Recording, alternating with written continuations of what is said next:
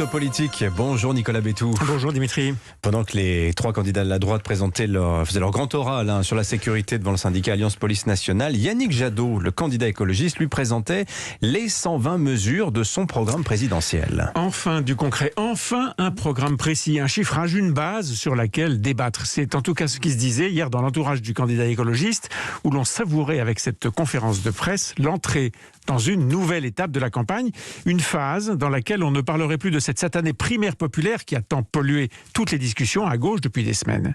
Si en plus le Covid n'est bientôt plus le sujet numéro 1 de préoccupation des Français, alors en avant la campagne et en avant la reconquête. Oui, parce que le problème des écolos, c'est que depuis la victoire de Yannick Jadot à la primaire des Verts et sa déclaration de candidature, son score dans les sondages n'a cessé de baisser. Il est aujourd'hui à 5% dans la plupart des études, en chute de 3 points en un mois. Et c'est donc avec la publication de son programme qu'il compte inverser la tendance. Absolument. À vrai dire, voir le candidat de l'écologie à un niveau aussi bas était assez peu prévisible. Il y a bien sûr le changement de perception des Français sur le nucléaire. Ils ont compris qu'on aurait à l'avenir besoin d'électricité en quantité et que le nucléaire français était un atout. Mais pour le reste, désormais, tout le monde pense écologie, parle écologie, promet écologie. Logiquement, on pourrait avoir un parti à 15, 20%, comme en Allemagne, par exemple. Mais pourquoi ça ne se produit pas comme ça ?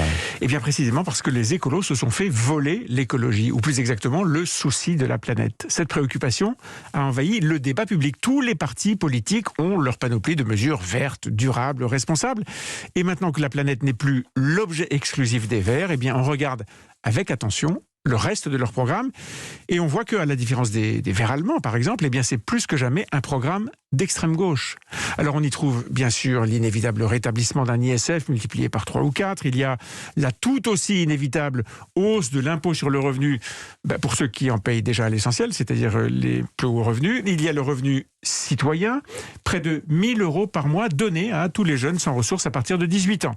Il y a la création de près de 220 000 postes, oui, la création de 220 000 postes de fonctionnaires, 100 000 infirmières et soignants, 65 000 enseignants, 30 000 personnels pour la justice et la jeunesse, mais évidemment, rien pour la police ou pour la gendarmerie. Bref, l'argent public coule à flot. Oui, 10 milliards pour la rénovation des bâtiments, 4 milliards pour le train, etc. 1 000 € pour les employeurs pour le vélo, bref. Il y a quand même, une spécificité écologiste, Nicolas, des mesures qu'ils sont les seuls à proposer. Oui, mais ce qui fait la différence avec les autres partis, c'est que cette spécificité, cette frange de leur combat est soit dogmatique, soit caricaturale. Dogmatique comme peuvent l'être l'interdiction de la vente des voitures à moteur thermique dans 8 ans seulement, ou l'interdiction de la chasse le week-end et pendant les vacances scolaires. Dogmatique comme l'installation de 3000 éoliennes à terre, alors que chaque nouveau mât dressé est devenu un combat. Et caricatural comme peuvent l'être les maires écolos des grandes villes avec l'interdiction du sapin de Noël, vous savez, ou le boycott du Tour de France. C'est le péché originel des Verts français. Ils n'ont pas du tout acquis la culture de gouvernement que d'autres partis écologistes en Europe ont chevillé dans leur ADN désormais. Les plus modérés d'entre eux veulent obliger les Français à changer rapidement, et je dirais même brutalement, de comportement et de mode de vie.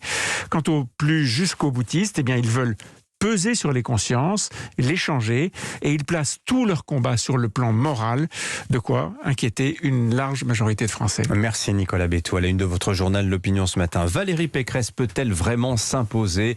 Elle a du mal, la candidate LR, à faire l'actualité avec toujours ce dilemme. Comment ramener ceux qui sont partis chez Macron et retenir ceux qui sont tentés par Éric Zemmour ? Le cas Pécresse, on en parlera dans le journal de 8h, et ce sera aussi le sujet de Mathieu Bock-Côté pour sa carte blanche tout à l'heure à 8h35.